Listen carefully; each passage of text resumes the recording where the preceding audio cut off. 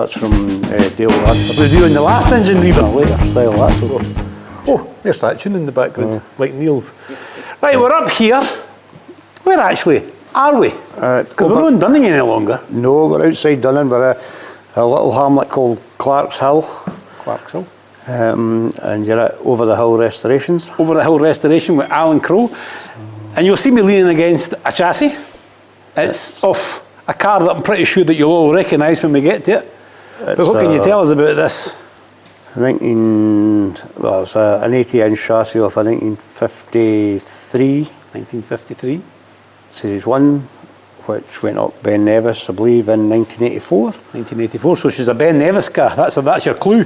So actually looking at this chassis, now she's been shot glass, but what I'm really noticing is that it's got a couple of little holes in it, but she's actually original. It's not actually, well, she certainly doesn't look like she's had any major outriggers changed in the past. Even the back cross member is original. Yeah. She's got a few holes in her now, but it is an original chassis. So there's new cross members on their way, the gearbox, the transmission cross members there. So you just buy a replacement cross member? I take it, is it past repairing? I'm not going to. Yeah, well, the chassis, the new owner wants the chassis galvanised. Oh yeah, so she has to be. So I need to. That's a nice piece of work, isn't it? That's from Dale Radford, or Radford's. That's a very nice piece of work. Radford. We'll sit that down there. So obviously Neil has now exposed the car behind. By the time you cut and weld, and I know the galv seems to make an awful high lift of the weld. It does. You can always see it, can't you? You can always really see the weld. No matter what I do with little patches on the chassis, we're going to have to suck it and, suck it up. It's just one of these things.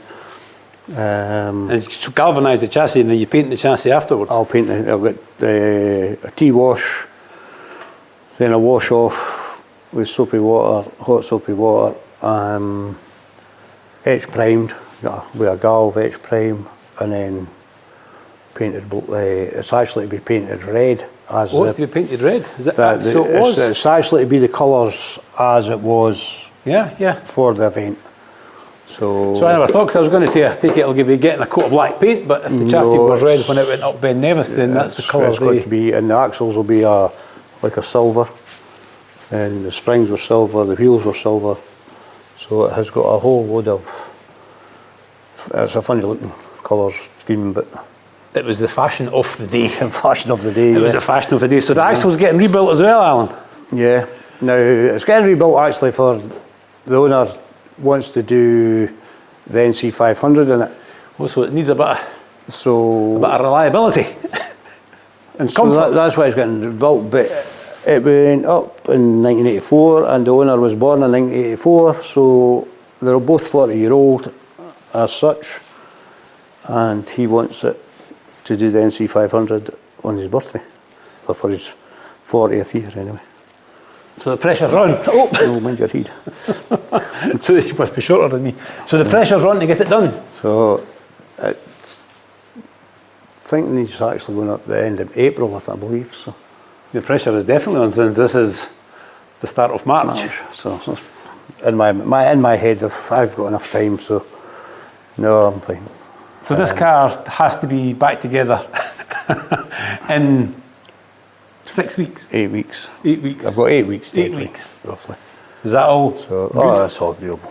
It's all doable. The only thing that will be out of my control is when the chassis goes to the galvanizer. Other than that, it's back in my control. Paint back together. As the engine, it's agri engineering as well. So. Engine 2 litre. Still original. No, that's a 16. Well, that's a 16, that's so 50, 16 in there, yeah. What did you say, 53? 53, but it's a 16, definitely. So it's a 16 that's in it? Yeah. So quite a rare little engine these days. Now, when I took the engine up to Agra, they brought out their book from 1983. 1983. And the job was under Jim Downey Kirrymuir for the engine and that. So the engine was rebuilt in 1983. Before it went up? Ben Nevis. Ben Nevis. And it's been rebuilt by the same company again. Prior to sitting in a museum for the last 40 years or so. So the question is, how many miles did it actually do in the last engine rebuild? It probably done nothing because it's sat in a museum. It just sat. So that's the gearbox from it, yeah. No stripped down, resealed, reburned.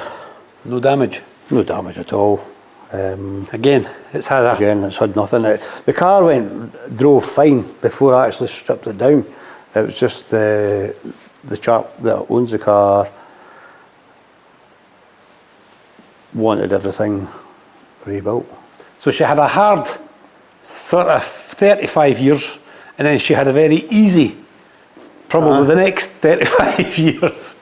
But now she's actually back out on the road doing a bit of work, which is what we like to see, isn't it? Well, it's going to be back on the road. And his father like to see a Land Rover actually being used. His father brought a Land Rover to me, and I rebuilt it. It was one of the first jobs I did here. You missed your plug. One of your first jobs you did here at Over the Hill Restoration. Oh, Over the Hill Restoration. But no, it's good to get work from family, and I don't know what I take it this is no you. No, not really. AC up front. Is it AC? Is it L? No, it is AC. That's definitely AC with a crown, eh? AC crown. Maybe a pub or a butcher shop or something at the time. Who knows? Idea. Now, I've looked at some of the names and such. Like there is some of the stuff still out there and still doing things. The Jim Downey, Kirriemuir, it's no longer.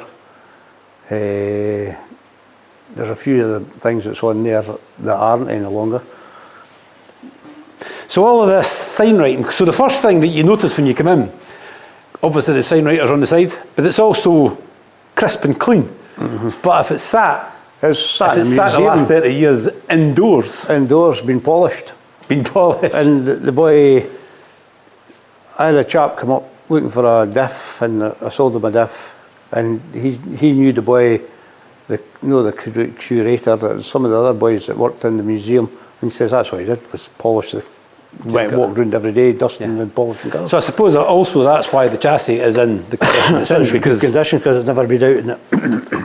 Well, like I say, the first sort of 30 odd years it would have been used as a normal truck, and then after that, I believe the car was donated by Smith's of Kirriemuir at the time. The event? For the event. The car was donated to them. But don't hold me to that, but I'm pretty sure it was donated to the event.